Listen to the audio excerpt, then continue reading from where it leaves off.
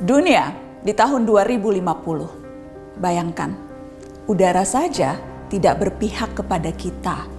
Suhu memanas ekstrim. Sebagian orang terpaksa mendekam setiap hari di ruang ber-AC dengan handuk basah menyeka wajah. Mata terus berair. Dan kita hanya dapat tertidur di setiap subuh karena cuma itu waktu yang cukup sejuk.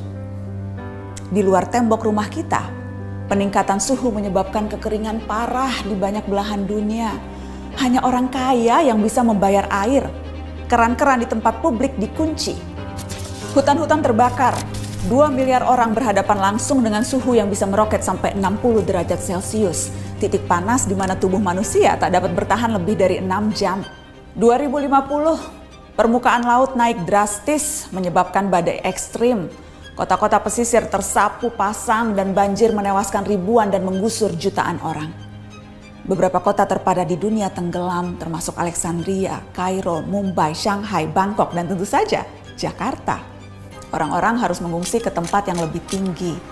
Setiap hari kita akan melihat foto rombongan keluarga mengarungi banjir. Yang agak beruntung bisa tetap tinggal di rumah dengan air hingga mata kaki. Seperti Jakarta di tiap musim banjir, tapi ini di seluruh dunia. 2050. Pandemi bukan hanya varian COVID. Perubahan suhu, banjir, urbanisasi, dan pergerakan populasi manusia mengakibatkan penyebaran penyakit. Setengah dari populasi dunia beresiko tertular malaria atau demam berdarah.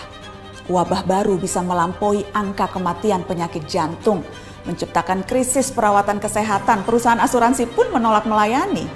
Apa yang kita lalui 2 tahun kemarin, tampak tak ada apa-apanya. 2050, kelaparan merajalela. Populasi dunia meningkat sampai 9 miliar jiwa, walau tingkat kesuburan manusia menurun. Terlalu banyak mulut harus diberi makan, sementara dunia kekurangan air dan lahan yang bisa digarap. Bahan makanan akan semakin mahal, jumlah orang kurang gizi di dunia pun terus meningkat. Sementara bantuan logistik, kalaupun ada, pasti tiba terlambat karena terhambat bencana di mana-mana. 2050, hubungan internasional tak lagi akur. Setiap negara menjadi egois dan saling curiga. Perdagangan global macet karena negara-negara berhenti mengekspor dan memilih mempertahankan sumber daya mereka sendiri. Padahal jutaan orang butuh bermigrasi. Tapi banyak negara lockdown dan menjaga perbatasan dengan tentara. Sedikit kesalahpahaman akan menciptakan perang. Dan seperti biasanya, netizen lalu memperuncing keadaan dengan memenuhi media sosial dengan teori konspirasi dan video-video propaganda.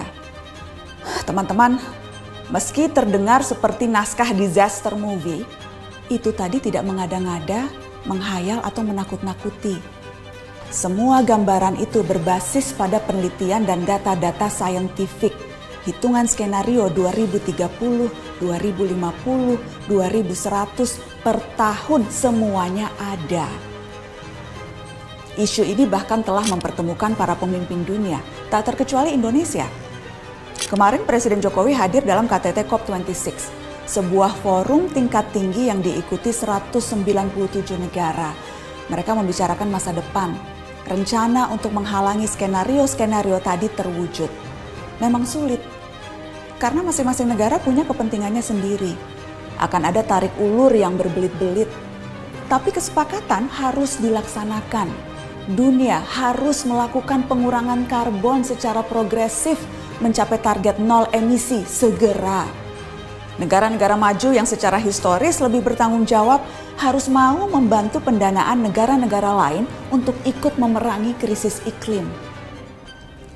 Dunia berpacu dengan waktu. Gelisah tidak akan menghalangi 2050 sampai di kalender kita. Kita harus serius mempelajari isu ini, termasuk mengawal kebijakan dan langkah-langkah pemerintah. Sorotan terhadap COP26 menegaskan Indonesia selama tinggal di planet yang sama tidak terbebas dari resiko maupun tanggung jawab. Ada yang bisa kita lakukan sebagai individu, tentu saja itu perlu. Namun rangkaian kebijakan negara yang berdampak signifikan, itu yang paling kita butuhkan segera. Kita tak bisa memilih planet, tapi masa depan bisa.